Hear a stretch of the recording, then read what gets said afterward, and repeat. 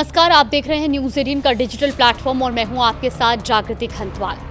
अयोध्या में राम मंदिर में हुए कथित चढ़ावा चोरी मामले की जांच कर रही एसआईटी ने अपनी प्रारंभिक रिपोर्ट सौंप दी है और इस रिपोर्ट में कई गंभीर गड़बड़ियों और प्रशासनिक खामियों का उल्लेख किया गया है। जांच के दौरान एसआईटी ने मंदिर में प्राप्त होने वाले चढ़ावे के विभिन्न स्रोतों का भी विश्लेषण किया और इस रिपोर्ट के मुताबिक चढ़ावा मुख्य रूप से हुंडी, ऑनलाइन माध्यम और कैश काउंटर पर रसीद के जरिए प्राप्त होता है। अब एसआईटी को राम मंदिर ट्रस्ट के बैंक खातों और पूछताछ के दौरान मिली जानकारी से पता चला कि सामान्य तौर पर हर महीने औसतन 25 लाख श्रद्धालु राम मंदिर में दर्शन के लिए पहुंचते हैं। वहीं कुंभ मेले के दौरान एक महीने में करीब 1 करोड़ श्रद्धालुओं ने मंदिर पहुंचने का उल्लेख उनका रिपोर्ट में दर्ज है।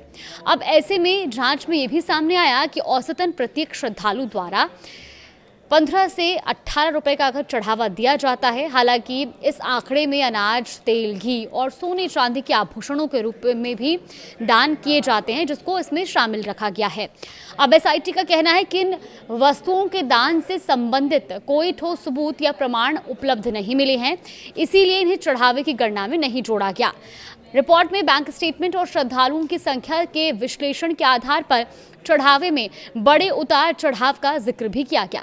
एसआईटी ने पाया कि कई ऐसे महीने रहे जब श्रद्धालुओं की संख्या बढ़ी, लेकिन दर्ज चढ़ावा अपेक्षा यानी कि उम्मीद के अनुसार कम दिखाया गया है। अब इस संबंध में पूछताछ के दौरान अधिकारियों ने एसआईटी को बताया कि उन अवधियों में नोटों की तुलना में सिक्कों का चढ़ावा अधिक आया था।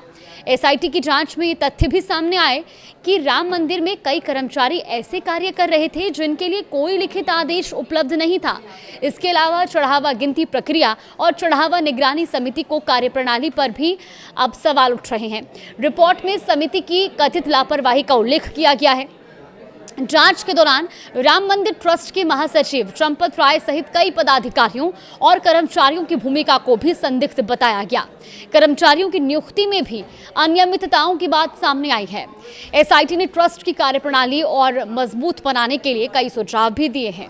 रिपोर्ट के अनुसार कुछ कर्मचारियों की आय और संपत्ति में पिछले 5 सालों के दौरान कई गुना वृद्धि दर्ज की गई और इस मामले की जांच के दौरान एसआईटी ने 60 से अधिक लोगों से पूछताछ की है और साथ ही सीसीटीवी फुटेज की समीक्षा के आधार पर भी कई गंभीर सवाल खड़े किए गए हैं। हालांकि रिपोर्ट में ये भी स्पष्ट किया गया कि मंदिर में कुल कितना चढ़ावा आया और वो किन किन स्रोतों से प्राप्त हुआ। तो देखिए, ये कुल मिलाकर अब पूरा जांच का विषय बना हुआ है। हालांकि अभी तक जो रिपोर्ट में जानकारी प्राप्त हुई है उसको लेकर के हम आपको जानकारी दे रहे हैं और देखिए किन किन स्रोतों से आखिर कितना चढ़ावा आया है, इसका कोई ठोस और प्रामाणिक रिकॉर्ड उपलब्ध नहीं मिला है और यही वजह है कि चढ़ावा चोरी हुई या नहीं और यदि हुई तो कितनी राशि की चोरी हुई, इससे सबूतों के साथ सत्यापित करना फिलहाल संभव नहीं है।